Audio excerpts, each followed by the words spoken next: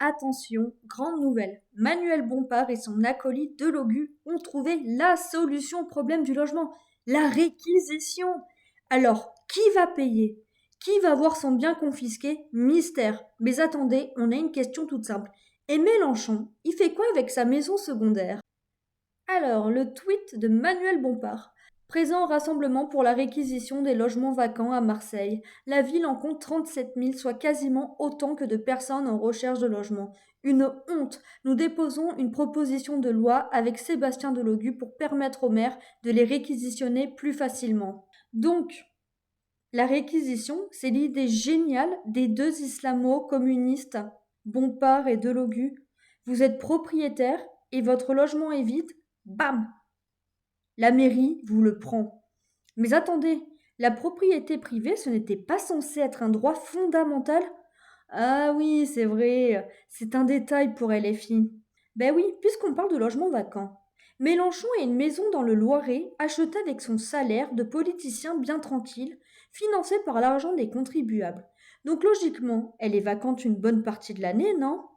Si Bompard et Delogu sont cohérents, ils doivent immédiatement réquisitionner la maison de leur patron Mélenchon. Ben oui, il faut bien montrer l'exemple.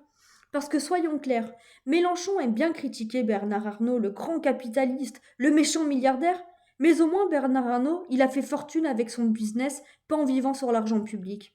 Mélenchon, lui, il est millionnaire grâce aux indemnités parlementaires. Donc, qui est le plus immoral? Celui qui gagne de l'argent en travaillant ou celui qui vit de l'argent des contribuables? Mais revenons à la réquisition. Dans tous les cas, on est en France. Donc si un gars refuse de payer son loyer dans un logement réquisitionné, il devient quoi? Un squatteur? Et là, le propriétaire ne peut plus rien faire.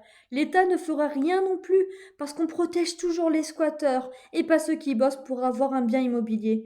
Peut-être que si les propriétaires ne veulent pas louer, c'est justement parce qu'ils savent très bien que la loi est contre eux.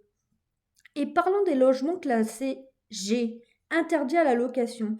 Donc de l'autre côté, ils veulent réquisitionner, mais de l'autre, ils empêchent des milliers de logements d'être loués sous prétexte d'écologie. Donc en fait, c'est un piège parfait. D'abord, on t'interdit de louer, et ensuite, on te réquisitionne ton bien parce qu'il est vacant. Quelle belle arnaque! Donc on résume. Ils veulent réquisitionner les logements des petits propriétaires. Il n'y a aucune garantie de paiement du loyer. Si les lieux sont dégradés, le proprio doit payer. C'est une violation totale de la Constitution. Et surtout, Mélenchon, lui, garde bien sa maison secondaire tranquille. Alors, Manuel, on commence quand la réquisition des maisons de vos chefs de parti? Ah non, c'est vrai, la réquisition, c'est toujours pour les autres.